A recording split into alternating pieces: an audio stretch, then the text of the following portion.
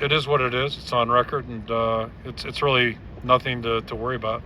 We're focused will stay where it's been. It's our focus is going to be on winning games and playing the best we can.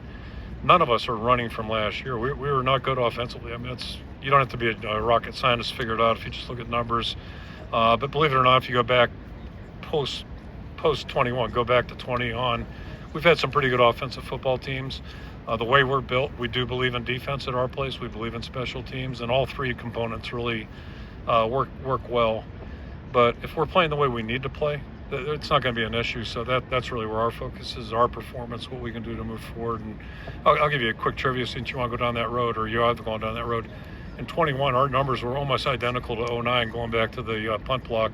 09, we won the Orange Bowl.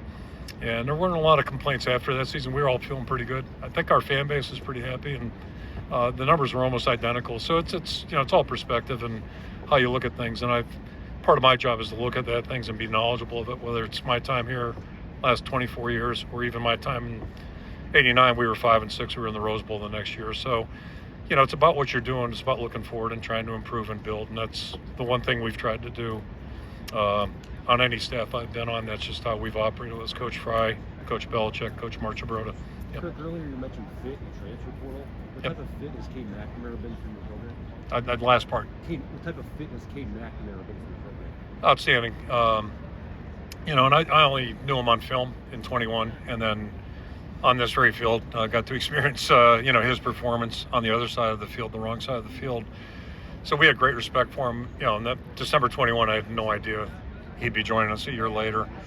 But I had great respect for him, as I think everybody in our program did. So when the opportunity opened itself up, we were very enthused about it. We're thrilled he's with us. And as excited as I was back in December, I'm more excited now just because he's been with us. I've seen the impact he's already had. He's a strong leader, positive leader, a vocal leader he's got a lot of courage, and but he comes with a resume. He's really respected, and he's been a great addition. So we'll see how he does on the field, but I'm confident he'll play well. How motivated do you think he is after the way things went down in Michigan? I think he's moved on.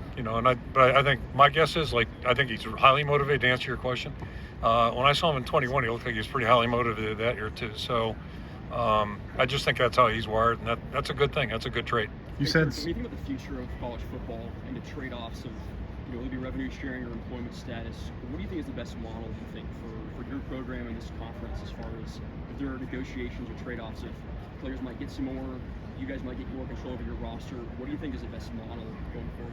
Yeah, I'm not smart enough to know what the right model is. I do know this, though, from being in the NFL for 6 years. What I think we lack first two things on my list, there's no structure to what we do, zero. That's a dangerous thing. And then there's no transparency, honest transparency. NFL has both of those. Whole different arena. Those guys are pros. They're under contract. They're not going to school. I mean, there's a lot of little things that factor into this thing. Not to mention we are in college. We have departments of programs. So, but if I had two suggestions or areas to focus on, those would be the two. I think it's really problematic right now, and there's a lot of exaggeration, I think, about NIL. Based, unscientifically, but just information you hear. So it's a really interesting arena now, but I think some point, some way, we need transparency, we need structure, badly need structure. It's hard to have anything that's going to last without structure. I'll come back, Tom, sorry. Yep. Tyler Cashman with the Morning Red. Just nice Tom. to meet you. Yeah, my pleasure. Yeah, congratulations. Thank you. Second week? Yes, sir. All right. I want to ask about Jay Higgins, someone that he was under recruited in high school. What made you guys want to take a chance on I'd missed the name. On Jay Higgins? Yeah, I guess he was under recruited. That's a world we live in, kind of.